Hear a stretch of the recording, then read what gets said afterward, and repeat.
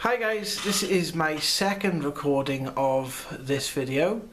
I apologise for my attire, I've recently just had a shower. My first version of this didn't come out, the audio didn't come out that well, so this is my second attempt at doing this vlog. First of all, I want to say thank you, a big thank you to those who subscribed to the channel, those who have commented. I had some exceptionally brilliant conversations with people on this channel as of late. It's been very, very insightful. The people know who they are, who I've been talking to. I just want to say a big thank you to them. I also want to say a huge thank you to Greg Prescott and his team in 5D for publishing some of the articles and works that I have written lately on the recent energy shifts. Today's video is going to be about the Mandela effect. Now, I have done one recent video on this channel, and it's been something I've been looking into most of this year. It's like most people with the Mandela effect, it's something that finds you. You don't actively go looking for it. And I've been somewhat captivated by the idea of, mostly the idea of reality shifts, more than the sort of coined term Mandela effect, which I believe is slightly different.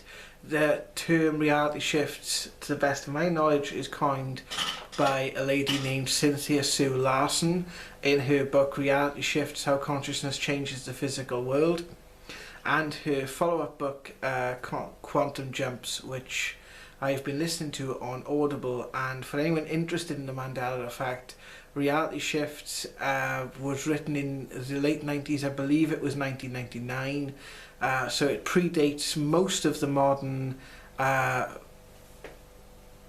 sort of ethos or mythos then of the Mandela effect.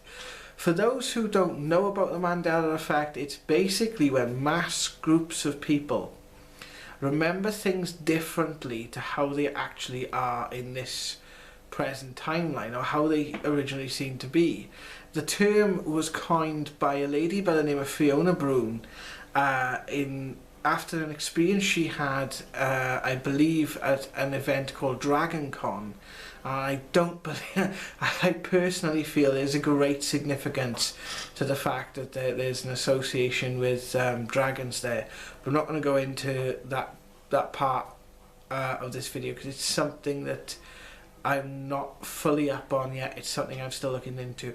So it's when what Bloome realised is there was loads of people that were having the memory of Nelson Mandela passing away in the 1980s in prison, whereas he, in this timeline, and what I remember is that Mandela passed away in 2014 after taking office in South Africa and obviously being freed from prison in the early 90s, 1990, 1991.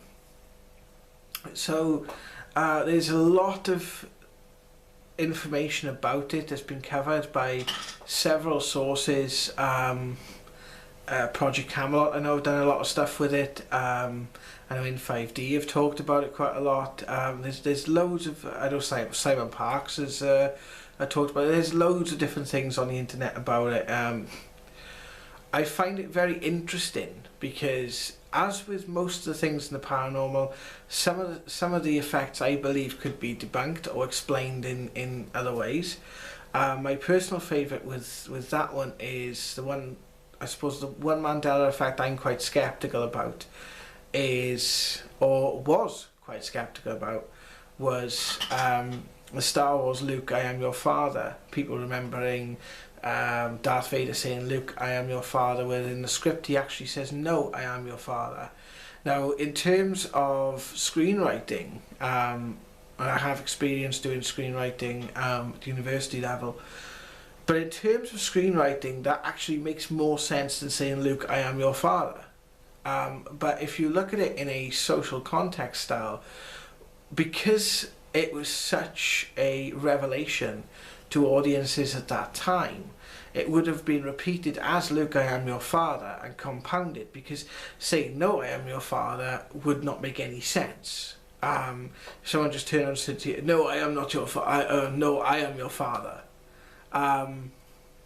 it would make no sense whatsoever unless you had a reference, which, Luke, I am your father, makes complete sense as to why people would parody it in that sort of sense.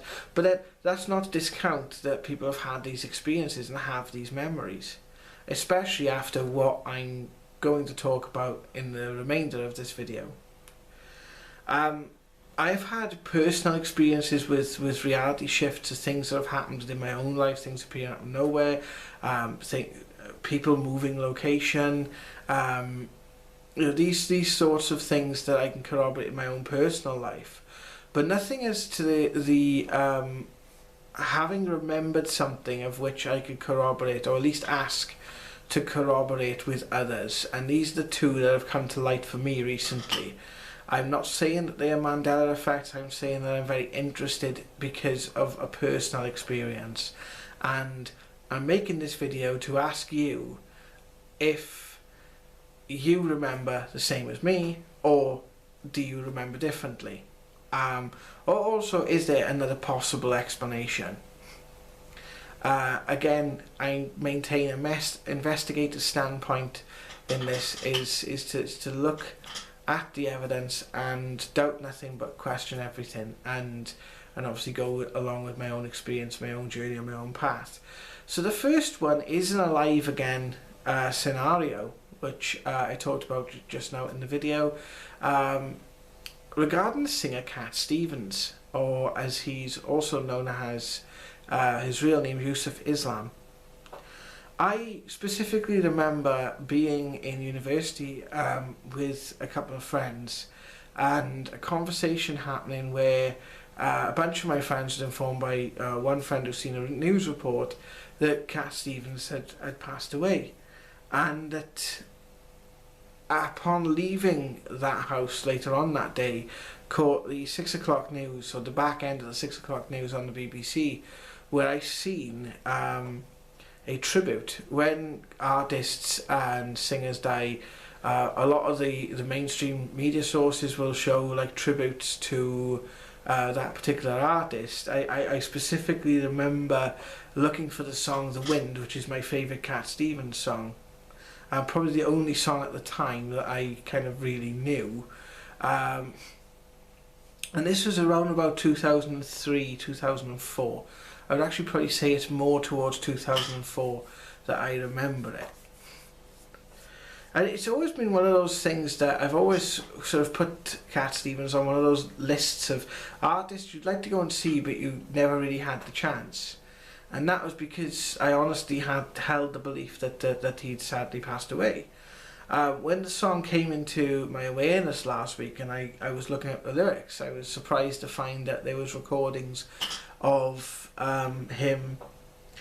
Surprised and delighted, actually, quite frankly, to find that he was very much alive, and he's still touring and still recording live sessions, which you can look up on YouTube, which happened after that time. So I don't know if anyone else can corroborate that. It could be something. If one person remembers it, it's a mismemory. If other people remember it, then it's obviously something different. The next scenario is a really strange one, and it's what I found really weird is the way it makes you feel. Now, I'm an avid Star Trek fan, and I have followed the Next Generation, Deep Space Nine, Voyager, Enterprise, all the Star Trek shows pretty much up until 2012. I'd seen Into Darkness quite late, and I used to watch the Next Generation religiously. When I was at college, I would leave a lot of my stuff at college because I studied away from home, and would return home with minimal amount of stuff, obviously what I could carry or pack with me, and do the same in uni as well. And a lot of the time I used to refer back to my old VHS tapes, and the VHS tapes I had of Star Trek were the last episode of the 7th season, which is the last episode of the entire series, by the name of All Good Things. The episode basically depicts the journey of the captain, Jean-Luc Picard, as he is thrown back and forth through time by the entity Q in order to understand his own existence, which is quite poignant in a sense. Because at the time I was having my first experiences of spirit,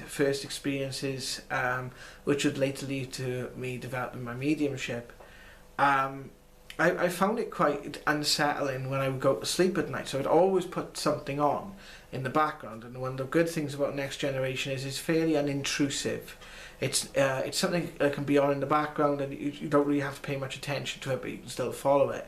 So I would watch these episodes again and again. I've probably seen All Good Things a couple of 100 times over the last 20 years. I have literally watched it, that much. I've watched it to death. I could probably quote the episode from start to finish. And the last time I probably watched it was when just before I got rid of my Skybox and subsequent television, around about mid last year. And for the last 3 or 4 months I've been watching the series back through again. I tend to go through a run through once every 2 or 3 years. I never really see anything different in the earlier episodes, except until last night, where I was not really paying attention to All Good Things, and got to a point where it's actually 48 minutes in, where there's a discussion between Captain Picard in the future and Worf over the view screen. Picard is on the bridge of Beverly Crusher's ship, the Pasture, which is a medical ship, and he's having a conversation with Worf, and he basically asks Worf because Worf is now a governor of a Klingon planet, to grant him permission to cross into the neutral zone. The Romulan neutral zone in the Star Trek lore, then, I suppose, is a gap between the Romulan Empire and the Federation, where ships are not allowed to cross unless under mutual agreement or treaty, which is a buffer zone between the two empires, then, of two powers that are at odds with each other. In the alternate future displayed in All Good Things, the Klingons have basically subdued the Romulans and took them over, and therefore they're in control of most of the Romulan territory. This is why Picard is asking for Worf's permission. Anyway, in this particular scene, I watched it, caught my attention, and it just literally felt wrong. It felt as if the camera angles were wrong. It felt as if the scene had been recut from scratch. And there's a line in there, and I will read from here, which basically says, I'm just going to find it here on my notes, excuse me for a second. It basically says that the Worf he used to know was concerned with things like honour and loyalty, and it upsets Worf. Worf has a bit of rage, and he throws something off a table and says something in Klingon, and says, very well, you can go into the neutral zone as long as I come with you. And Picard basically says agreed. But in this version of All Good Things, Worf turns round to Picard and basically says, you've always used my knowledge of you've always used your knowledge of Klingon honour and tradition to get what you want from me.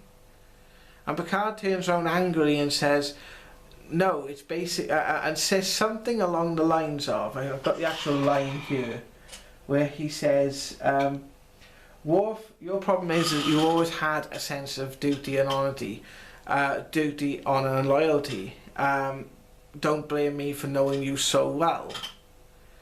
And I looked at this scene, I thought, okay, it might be a deleted scene. And this has happened throughout the episode.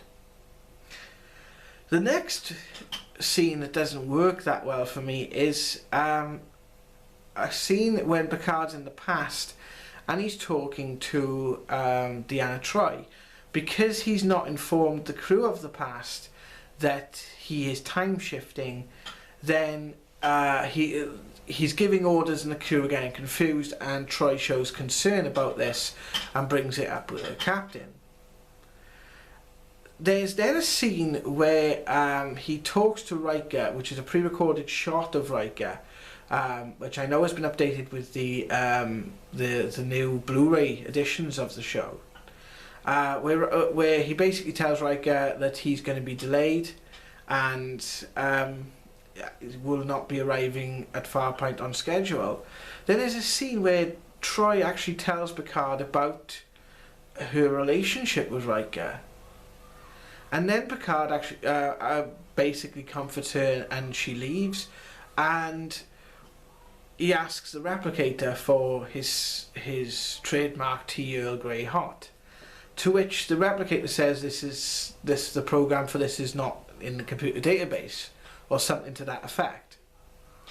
Now, I remember the scene with the replicator, but it's actually, in my memory, it's in the first episode when he first time shifts, and he's making a personal log saying that he will not tell anyone about the time shifting because he's worried about damaging the timeline. It's very apt that this episode seems to be having major discrepancies, because the next scene after that one is when he's in the present and he's confronting Tomalak. Tomalak is the Romulan kind of bad guy then, or general, played by Andreas Katsulas, who's an absolutely fantastic actor. And there's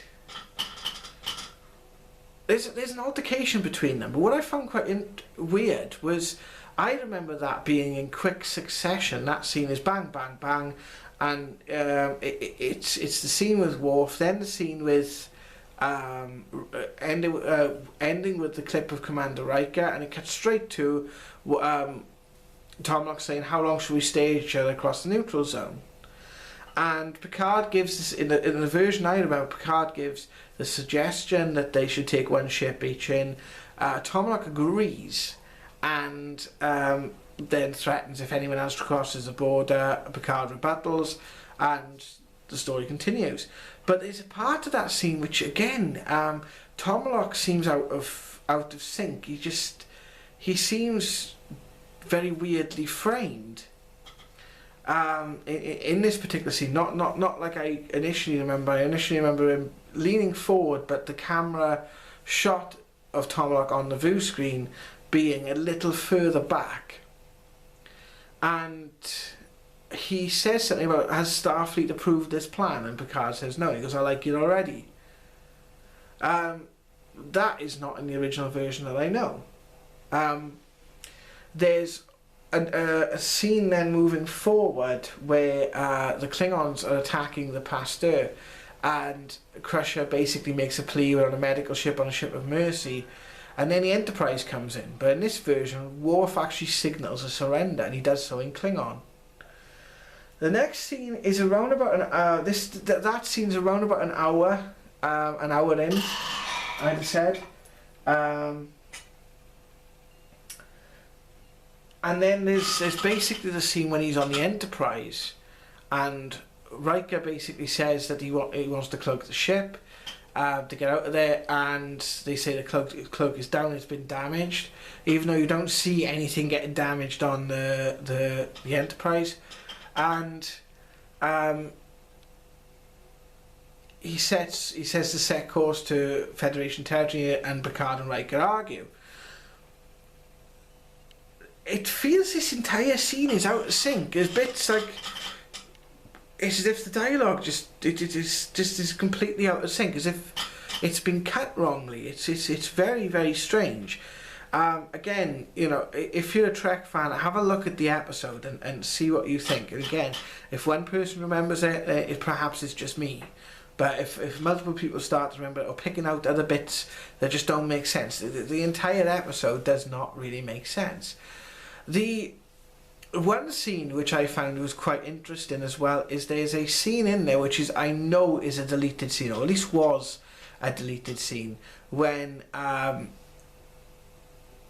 Crusher on the Pasture, Crusher takes Picard into the ready room, gives her a bollocking for standing up on her own bridge. And afterwards, make sense. I remember in the featurette that was on the end of the Next Generation All Good Things VHS, especially in the UK release, Rick Berman basically states that they deleted that scene because it wouldn't make sense that Q is taunting Picard and then helping him a few scenes later on. But when I've looked up this episode online and tried to find whether there's been any revisions or additions to it, it's basically this scene between Picard and Q is almost like it's pictured. It's given quite a lot of prominence, especially on Memory Alpha, which is the Star Trek wiki. There's a further scene that again doesn't make sense when they're on the Enterprise. It's 1 hour and 14 minutes in, when Picard is looking for 10 forward. Why would Picard be looking for 10 forward? You know, he was captain of the ship for, you know, a good 8 to 10 years or so, and has probably been on the ship numerous times before that. So that, again, that doesn't make a lot of sense. The last scene that I find quite interesting is the scene between Q and Picard at the end of the show, where Q basically says that, you know, you've won, you've done it, the Continuum didn't think you had it in you, and Picard turns around and says thank you. Now I don't remember Picard turning around and saying thank you. I remember Picard saying the next line, in the line when he says thank you now, the line I remember is what happens about a few seconds later, where he turns around and says, I hope this is not going to happen again. I hope we've proved ourselves to you. That kind of thing. I watched this on Netflix last night, and I thought, right, okay, I know there's been, since I've last watched it, there's been Blu-ray revisions of All Good Things. I know there was a DVD release. I know that there was a there was the DVD release. I actually owned the DVD release, and it was the version I remembered. There was two versions released on DVDs. There was a movies version, and there was the standard series version. So, back in about 2002, 2003, I had a digital download copy I had borrowed from a friend, and I put that copy onto a CD. I actually had the DVD release at the time. It's just the fact that I had the digital download basically so that I could use it on the laptop and watch episodes on the laptop rather than relying on my old VHS player, which was by around about 2004, going the way of the dinosaur essentially. And I've never really touched that disc because I've put it on the PC. I put it on my new laptop when I had one in 2006, and I've not really touched that CD since 2006, because all I've ever done is just copied the original file and or just watched since at least since 2010 it's been available through you could have purchased it through digital download anyway. So I thought I'd have a look at the disc. Now, there's no way, if it was a special edition, it would have to predate at least 2004. And I had a look at this disc, and the actual changed version is on the disc that I've owned. Now, I've watched the same file. Now, think about it. If I've got the file on CD, I've copied the CD to every computer I've owned in the last 10 years or so. I've not actually watched the file, I've just copied it straight over from the CD. Or probably by actually the time I had my second laptop, I was using removable hard drives by then, so I probably didn't even touch the CD. I can't remember touching that CD at least in 10 years, because I've always used removable media. And I've watched that file several times, at least maybe about 6-7 times in a year, and only last night did I see these changes. So anyone who's actually had Mandela effect experiences and is a fan of Star Trek, what I'm asking in this video is just to have a look at the episode and see if you can see any discrepancies of what you remember.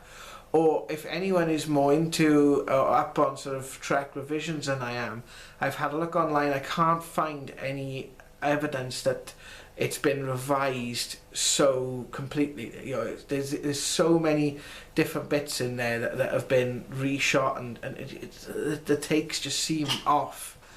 That it actually just feels weird watching it. It just feels like it's not. Last night it felt, when I was watching it, as if I was watching the episode for the first time.